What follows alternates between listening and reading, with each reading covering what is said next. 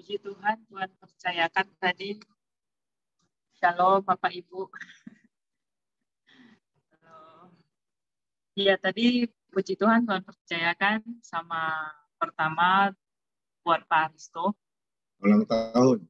Selamat ulang tahun. Enggak. Gitu. Ya, puji Tuhan tadi Tuhan percayakan sama Pak Aristo. Saya diperlihatkan Tuhan itu, Bapak itu dipakaikan Tuhan itu pakai sepatu sendal yang pakai tali-tali itu loh Pak, yang sampai ke betis. Pasti Bapak bisa pernah lihat lah itu ya, sepatu sendal yang dipakaikan bisa dililit-lilit talinya sampai ke atas gitu. Nah saya bilang gini sama Tuhan, Tuhan kenapa kau pakaikan anakmu ini pakai sepatu itu Tuhan? Kan menurut saya tuh jadi ribet gitu kan, dalam perjalanan kan jadi ribet. Saat kita mau lepaskan kan jadi susah gitu. Nah nyata Tuhan bilang gini sama Bapak, sendal itu, sepatu itu berbicara tentang pelayanan, Pak. Tuhan bilang sama Bapak untuk, bahasanya gini, melayani itu bukan satu pilihan, tapi itu adalah satu kewajiban dan keharusan yang harus dikenakan, yang harus dipakai. Nggak jadi pilihan antara iya atau tidak, mau atau tidak, kata Tuhan. Tapi harus, wajib, kata Tuhan gitu tadi sama Pak Aristo. Nah, Tuhan ingatkan sama Bapak, hambaku, pakai terus, kata Tuhan. Jangan sampai kau lepaskan itu, kata Tuhan. Jangan sampai longgar. Ikatannya pun kan nggak boleh lepas itu, Pak. Artinya nggak boleh longgar, kata Tuhan. Supaya apa, kata Tuhan? Supaya kau nyaman berjalan. Artinya biarlah firman itu terus melekat, semakin kencang, semakin kuat dalam kehidupanmu. Sekalipun kondisi keadaanmu yang harus didesak, yang namanya harus bergerak, harus berpikir, harus bertindak. Tapi Tuhan katakan, ingatlah, melayani Tuhan itu adalah sebuah keharusan, bukan pilihannya atau tidak, kata Tuhan gitu sama Aristo. Jadi Tuhan bilang, terus kobarkan api semangatmu untuk melayani Tuhan, dan kembalikan cintamu yang mula-mula terus untuk Tuhan. Tuhan bilang, setiap hari, setiap waktu, kata Tuhan sama Aristo. Terus kembali Tuhan perlihatkan tadi sama Bang David, sama Kak Lince. Tadi Tuhan perlihatkan sama Bang Kakak itu gini, di depan Abang Kakak itu seperti ada ibu-ibu yang kalau dibilang umur 40 tahunan ya, 40 tahunan, 45 gitulah. Bisa dikatakan nggak muda juga kan gitu. Nah, terus ibu-ibu ini yang aku lihat itu rambutnya pendek. Dia datangnya itu kayak di depan Abang Kakak itu seperti orang yang kayak dibilang kayak lelah gitu loh. Kayak udah lelah gitu hidupnya. Nah, terus aku bilang, Tuhan, kenapa diperadabkan gitu ya di depan Abang Kakak itu? Nah, terus Tuhan bilang ini sama Abang Kakak, persiapkan diri kalian. Kalian harus tanya Tuhan lebih dalam lagi untuk ini orang, kata Tuhan. Karena ini adalah jiwa yang Tuhan kirimkan untuk kalian, supaya lewat hidup kalian, nama Tuhan dipermuliakan lewat hidupnya, kata Tuhan. Artinya nggak main-main, ini jiwa yang harus kalian bawa. Jadi PR bahasa Tuhan gitu. Aku bilang, Tuhan, kenapa mesti satu ini orang, kenapa yang nggak yang lain, kenapa nggak satu skup yang besar gitu kan? Karena Bang Kakak kan melayani begitu banyak jiwa juga kan gitu di Batam. Tapi Tuhan bilang gini, ini benar-benar PR, nanti akan dikirimkan sama Tuhan. Saya nggak tahu ini akan udah ada atau akan. Tapi bahasa Tuhan itu, inilah yang Tuhan kasih nanti. Jadi PR buat kalian, kata Tuhan gitu. Artinya Tuhan bilang di sini ketika kalian setia melayani ini orang, karena saya lihat itu kayak ini orang, ibu ini kayak udah kredit gitu. Dari segala arah udah di apa namanya? Udah ditunjuk, udah semua itu ya udah putus asa gitu bahasanya. Nah, Tuhan katakan sama abang sama kakak, persiapkan diri kalian untuk melayaninya, kata Tuhan gitu. Nah, kemudian tadi Tuhan lihatkan sama Kak Eva, Kak, tadi Tuhan bilang sama kakak, tetap bersuka cita. Nah, aku bilang Tuhan kenapa? Di balik dari yang kakak gumulkan, Dari yang semua yang kakak gumulkan, tadi Tuhan perlihatkan itu nggak tahu di depan kakak itu seperti seorang bapak, kalau bisa dibilang lebih tinggi dari kakak. Tapi ini tentang pekerjaannya, Kak. Tentang pekerjaan, bukan di rumah, bukan di keluarga. Tuhan bilang sama kakak gini, nah bapak-bapak ini seperti sering sekali menggelisahkan kakak di pekerjaan, kata Tuhan. Suka nggak bikin kakak itu ibarat kata tertekan, terganggu, ya bisa mengarah jadi memicu ke stres gitu. Tuhan bilang gini sama kakak, kalahkan semua dengan sukacitamu, kata Tuhan. Amen. Nggak usah kasih hatimu untuk perbuatannya, kata Tuhan. Untuk tindakan, sikapnya, kata Tuhan gitu. Artinya Tuhan bilang gini sama kakak, malam ini kau sedang dihibur sama Tuhan. Artinya Tuhan lihat keadaanmu saat ini, Tuhan bilang. Nggak usah kasih fokusmu padanya. Tapi biarlah kau fokus terus menyenangkan hati Tuhan. Kasih aja senyumanmu, kata Tuhan. Dan Tuhan bilang gini sama kakak, anakku, janjiku ya dan amin dalam hidup itu akan tetap tergenapi. Sekalipun kau melihat sepertinya seperti Abraham. Nggak ada dasar untuk berharap. Kayaknya nggak mungkin Tuhan. Tapi Tuhan bilang sama kakak, janjiku ya dan amin untukmu, kata Tuhan. Pasti tergenapi, kata Tuhan sama kakak. Kesetiaan mula yang membuat kau akan nanti melihat Tuhan akan terus bekerja. Gitu sama kakak. Nah, terus kembali Tuhan perlihatkan sama Kak Marta. Kak Marta, tadi Tuhan perlihatkan gini sama kakak. Hai Kak. Tuhan bilang gini sama kakak. Balik lagi ya Kak, sama kayak Kak Eva. Pekerjaan Kak. Jadi Tuhan bilang gini tadi sama kakak. Banyak yang di samping kakak itu yang berusaha untuk membuat kakak seperti kayak orang yang udah nggak nyaman. Nggak nyaman gitu. Artinya ya bisa dikatakan jadi risih. Ujung-ujungnya jatuh-jatuhnya jadi bikin berdosa. Gitu. Tuhan bilang gini sama kakak. Nah, tunjukkan kalau kau punya Kristus. Nggak usah terbabit, kata Tuhan. Tuhan bilang gini sama kakak. Aku sedang menyediakan yang terbaik untuk hidupmu. Aku sedang menyediakan promosi untukmu. Jadi Tuhan katakan gini sama kakak, tutup telingamu. Nggak usah kasih telingamu untuk mereka. Mau perkataan-perkataan, apapun itu bahasa Tuhan. Nggak usah, tutup telingamu. Dengar aja suara Tuhan, kata Tuhan gitu sama kakak.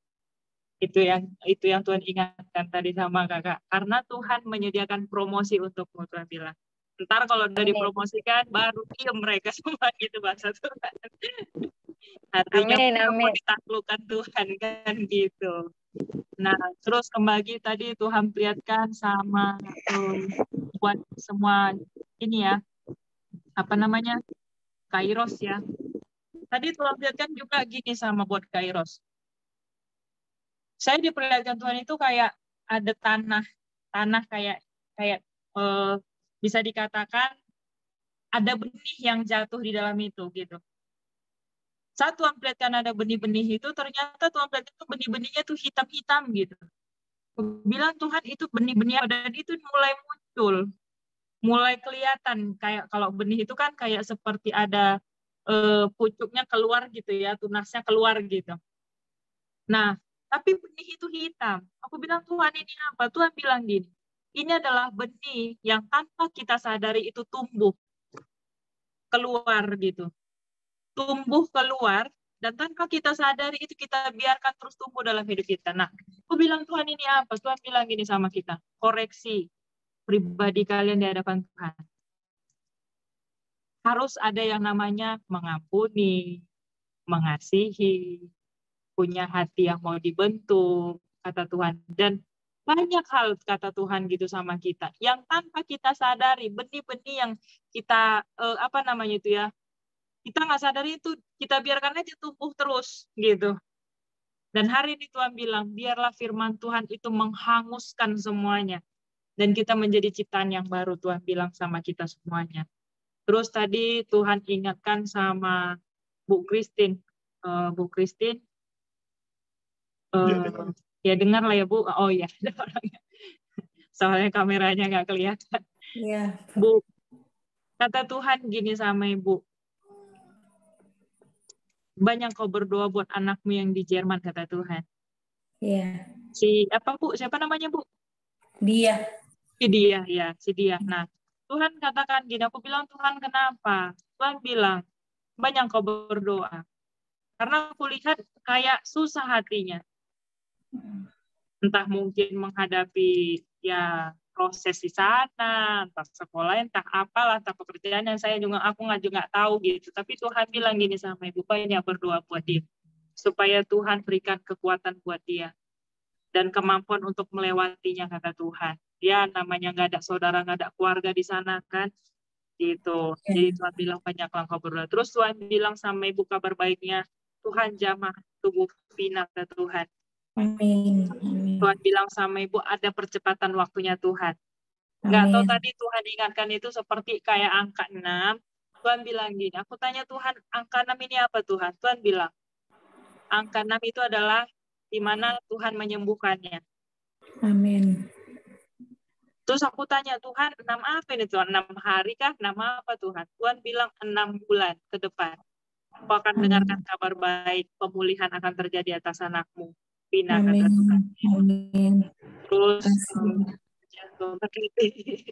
nanti kalau ingat lagi. Ya. Puji Tuhan ya. Angka 6 itu adalah angka penciptaan, Bu Christine. Bagaimana kuasa penciptaan Tuhan menciptakan manusia di hari yang keempat.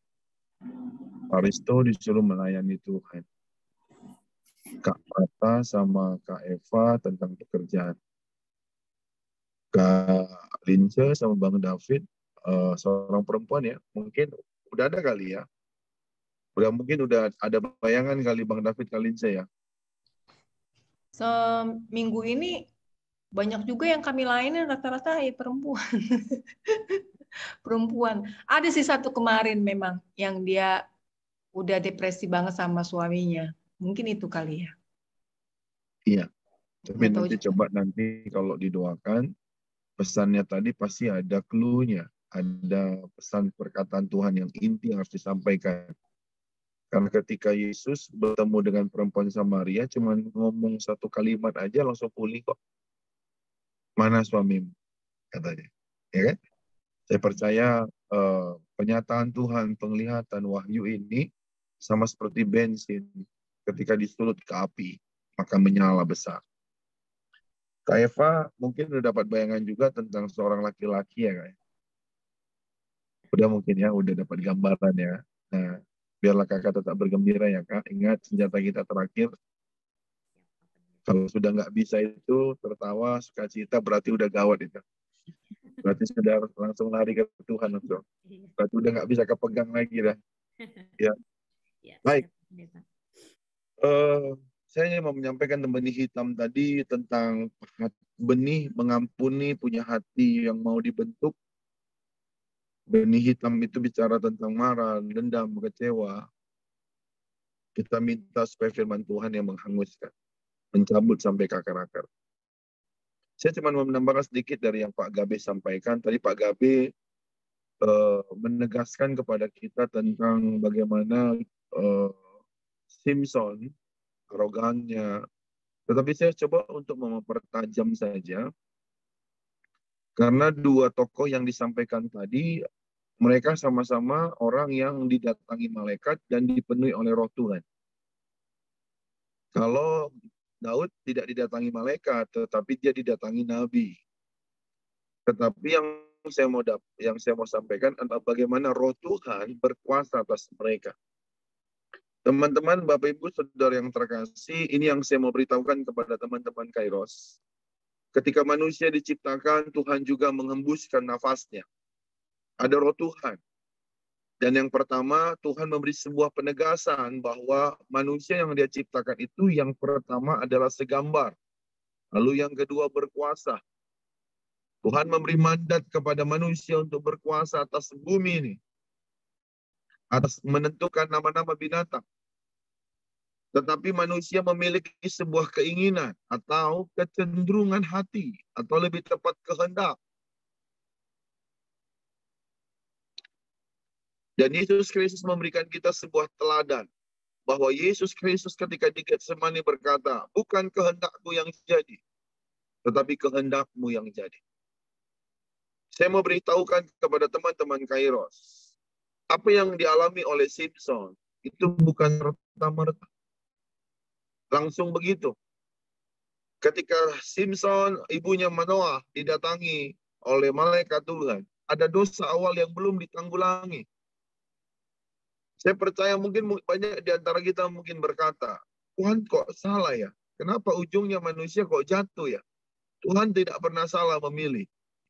Tetapi saya mau beritahukan kepada Kairos, ketika hari ini Tuhan memeluk saya dan saudara, ketika Roh Tuhan berkuasa atas saya dan saudara, yang perlu digarisbawahi adalah jangan pernah memiliki sebuah keinginan yang bukan keinginan Tuhan. Salah satu contoh ketika Adam dan Hawa jatuh di dalam dosa, mereka dibujuk tentang keinginan. Roh Tuhan memberikan sebuah penegasan ketika Pak Gabi menyampaikan pesan Tuhan. Kita selama memiliki kehendak atau keinginan akan menjadi orang yang arogansi. Tidak mau bisa dibilangin. Tidak mau diatur lagi oleh firman Tuhan. Tidak mau lagi dibentuk sama firman Tuhan. Itu sebabnya Tuhan memberikan sebuah kita penegasan pada malam ini. Hiduplah oleh roh, maka engkau akan dapat mematikan keinginan daging. Karena keinginan daging akan bertentangan dengan keinginan roh. Daud juga dipenuhi roh Tuhan tapi jatuh. Tidak ada manusia yang tidak kebal dosa. Manusia tidak kebal dosa. Tetapi saya mau beritahukan itu bukan menjadi sebuah alasan. Itu sebabnya ketika engkau hidup oleh roh, taat sampai mati seperti Yesus, maka kita tidak pernah mengizinkan keinginan daging berkuasa. Sekali lagi saya kasih contoh. Ketika Yesus bertemu dengan iblis di padang gurun, ubahlah batu itu menjadi roti. Apakah Yesus tidak sanggup? Sanggup. Tetapi Yesus tahu tujuannya. Tujuannya bukan membuat mujizat saja, tapi tujuannya untuk membuat supaya manusia berdamai dengan Bapa. Tujuan manusia diciptakan bukan hanya untuk menerima berkat, tetapi supaya saya dan saudara terima Yesus memperoleh keselamatan. Saya ulangi ya. Tujuan manusia Tuhan ciptakan bukan hanya untuk supaya manusia memperoleh keindahan, kemewahan, mujizat atau berkat. Fasilitas itu. Tetapi tujuan Tuhan menciptakan manusia cuma satu. Segambar, seirama, senada dengan hati Tuhan. Di hari-hari terakhir, di putaran terakhir ini, apa yang Tuhan mau buat Kairos? Dengar ini baik, di tanggal 2, bulan 2, 2022. Pesan kenabian, pesan profetik, hiduplah oleh roh. Ketika engkau memanifestasikan Roh Kudus ada di dalam dirimu, engkau tidak akan menjadi orang yang terkalahkan. Ketika Roh Tuhan itu ada di dalam dirimu, kecenderungan hatimu tidak lagi untuk melayani keinginanmu, tetapi kecenderungan hatimu untuk bagaimana supaya nama Tuhan dimuliakan. Ketika doa-doa pun dijawab, ketika karunia-karunia pun semakin dipertajam. Fokusmu bukan kebanggaan, bukan pujian, tapi fokusmu adalah bagaimana Kristus tetap dimuliakan. Ingat, pelayanan terakhir, puncak pelayananmu bukan adalah bagaimana namamu dimuliakan, bagaimana doa-doamu dikabulkan, tapi puncak pengabdianmu kepada Tuhan, bagaimana engkau taat sampai mati. Engkau tetap membawa salib di dalam pundakmu. Kematian Kristus, kematian daging, itu tetap engkau harus bawa kemana-mana, supaya nama Tuhan dimuliakan. Pesan Tuhan tanggal 2, bulan 2, 2022. Kunci kerajaan Daud. Yesaya 22 ayat 22 berkata, aku hari ini memberikan engkau kunci kerajaan sorga. Ketika engkau memiliki kunci itu kata Tuhan, dengar baik. Ketika engkau memiliki hati yang menyembah, engkau tidak punya kesempatan untuk melayani daging. Apa yang membuat Daud dan Simpson jatuh? Ketika Simpson memiliki keinginan dan jatuh cinta. Selama kita tidak jatuh cinta kepada keindahan dunia ini, saya akan percaya Tuhan akan bawa engkau terus naik, terus naik, terus naik, dan tidak pernah turun. Apa yang membuat Daud sempat kehilangan, sekalipun dia adalah orang yang berkenan, tapi Tuhan pakai Nathan menegur dosanya. karena berkeinginan mengambil Batseba. Hati-hati dengan keinginan. Oh, aku ingin beli sesuatu. Oh, aku ingin melakukan sesuatu. Saya berterima kasih buat teman-teman Kairos. Saya bangga buat teman-teman Kairos. Apapun yang kau lakukan, tetap engkau tanya Tuhan. Saya berterima kasih ada beberapa orang yang melibatkan karunia-karunia roh. Saya mengapresiasi. Dan mereka adalah orang-orang yang taat. Kalau Tuhan bilang enggak, mereka enggak berani. Sekalipun mereka punya dana, mereka punya dukungan. Tapi saya melihat, enggak ada yang berani maju. Tapi kalau Tuhan bilang maju, saya melihat teman-teman Kairos yang meminta tunjuk, benar-benar Tuhan kasih pertolongan dan kemudahan. Sekali lagi saya mau sampaikan kepada teman-teman Kairos di tanggal 2 bulan 2 2022. Engkau tidak akan pernah bisa menghidupi roh kalau engkau tidak memiliki hati yang menyembah. Ada sukacita. Ada sukacita. Apa yang kau terima tanggal ini? Ini bukan sebuah kebetulan. Coba baca Yesaya 22. Kak Eva bisa bantu saya membaca, Kak? Ini pesan tanggal ini bukan sebuah kebetulan. 22.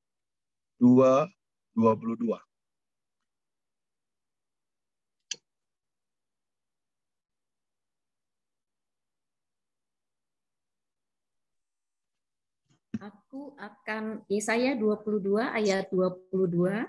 Ya. Inilah firman Tuhan, aku akan menaruh kunci rumah Daud ke atas bahunya. Ya. Apabila ia membuka, tidak ada yang dapat menutup. Apabila ia menutup, tidak ada yang dapat membuka. Katakan amin. Amin. Berdoa dan bernubuat hari ini. Kalau Tuhan bisa memenuhi Simson dengan rohnya. Kalau Tuhan bisa memenuhi hati Daud dengan rohnya. Di tahun ini, kau bukan hanya mendengar doamu dikabulkan, tetapi kau akan mengalami Tuhan. Seperti perkataan Paris itu ketika bersaksi, akan mengalami Tuhan secara pribadi. Karena itu adalah berkat. Itu adalah hadiah yang terbesar yang kita miliki. Selain keselamatan. Saya berdoa hari ini, kalau Tuhan sudah membuka pelayanan, kalau Tuhan sudah membuka karirmu, kalau Tuhan sudah membuka usahamu, kalau Tuhan sudah memberikan engkau rumah tangga, kalau Tuhan sudah memberikan engkau tanggung jawab dalam pelayanan, dengar ini baik. Kalau engkau sudah menyerahkan dirimu kepada Tuhan untuk melayani, dengar ini. Kalau Tuhan sudah membuka, tidak satu pun bisa menutup. Artinya kalau Tuhan sudah mengangkat engkau, tidak ada yang bisa menjatuhkanmu. Yang bisa menjatuhkan Simson dan Daud itu karena keinginan. Itu sebabnya awasi keinginanmu. Ini saja Tuhan memberkati, kita akan menyembah. Saya suka hari ini lagu